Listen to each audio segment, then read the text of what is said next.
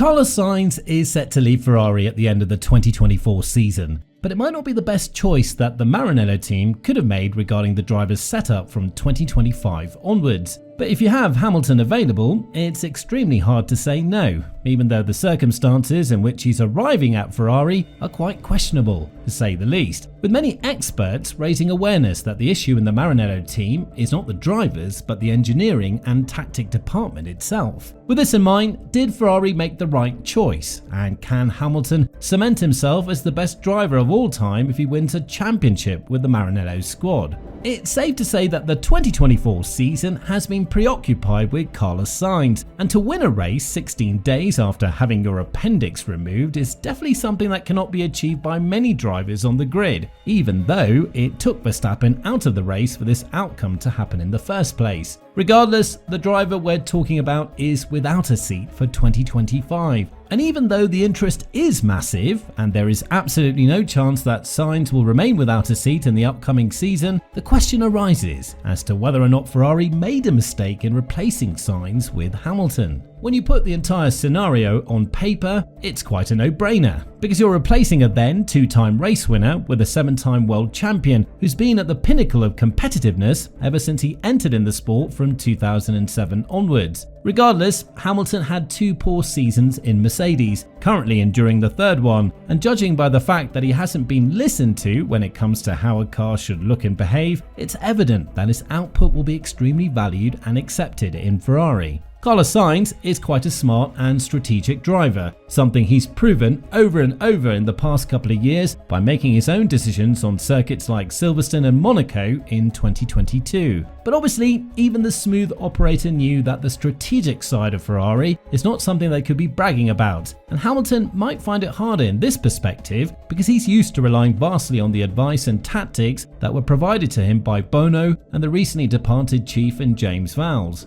Now that this is gone, Hamilton is effectively joining a team that would have a lot to prove on their behalf that these issues are gone. But on the other hand, he would also have to prove that all those championships are speaking for themselves, and he might not need that much help from this department in order to win races and fight for championships. And if we are to talk facts, had Ferrari kept Sainz from 2026 onwards, that would have been his 6th season with the team, which is more than enough to consider himself as a driver who knows everything that needs to be known about the car now that the regulations are tipped to favour Ferrari to a greater extent. Not to take anything from Hamilton and his ability to adapt to any car he's given, but in 2026 he would have only 1 year under his belt in Ferrari, and although he's proven time after time that he can beat drivers who are already present in the team, such is the case with Rosberg and the 2014-2015 championships, it was in a team that was already dominant and without competition, whereas in Ferrari the situation might be a bit different, which is why the question of Hamilton being brought into the team arises in the first place. But there is one very important thing to be added here, and that's the age gap between Sainz and Hamilton. Although Sainz has not achieved nearly the same as Hamilton and cannot even be put in the same sentence when it comes to overall accomplishments in the sport, the reality of the future is different. Sainz has at least 7 to 8 years in himself when it comes to prime driving, while Hamilton is approaching the sunset of his career and is very unlikely to endure what Alonso is currently going through, given the fact that he's already stated he does not want to race in the middle of his 40s. And on top of that, there are 0 guarantees that Hamilton can beat Leclerc in Ferrari, because even though Sainz is currently doing that, he's fighting for his life in F1 literally, and that's a motivation that can draw the best out of you.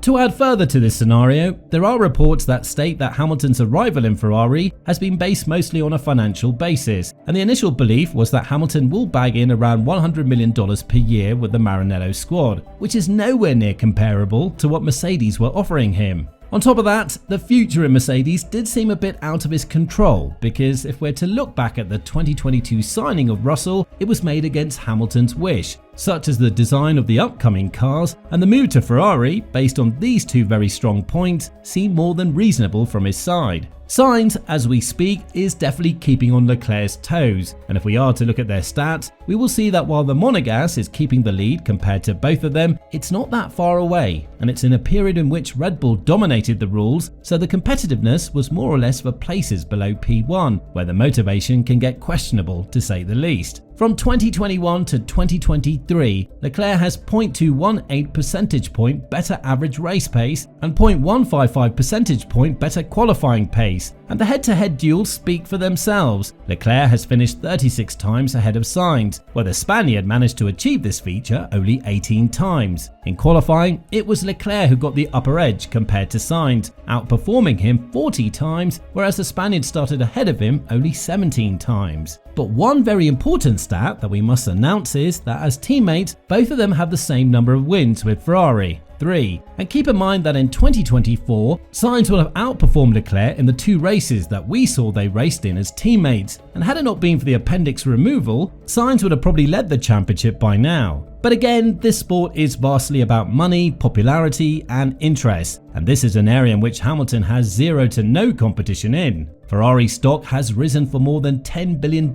ever since Hamilton announced that he would be driving for them from 2025 onwards. So you cannot help but note the financial background behind this situation, which is more or less expected when a superstar of Hamilton's caliber makes a move. However, now that the dust has settled and that many cards have become visible, lots of experts went on to raise the question as to whether or not Hamilton will bring what Ferrari desperately needs in their own rows, which is championship material staff. Obviously, Mercedes are no dummies, and they knew that a situation in which they would have to part ways with Hamilton would come, which is why they protected a lot of their high-profile staff members with appropriate clauses that do not enable them to leave before 2026, when the new regulations start. Until then, it seems like Loic Serra and Hamilton will be the lone wolves when it comes to high-profile members joining Ferrari in the middle of the regulations, and there is a big opportunity that the culture that is currently present in Ferrari would be more prone to Leclerc rather than Hamilton, who would have a massive bridge to pass in order to be the better driver compared to Leclerc.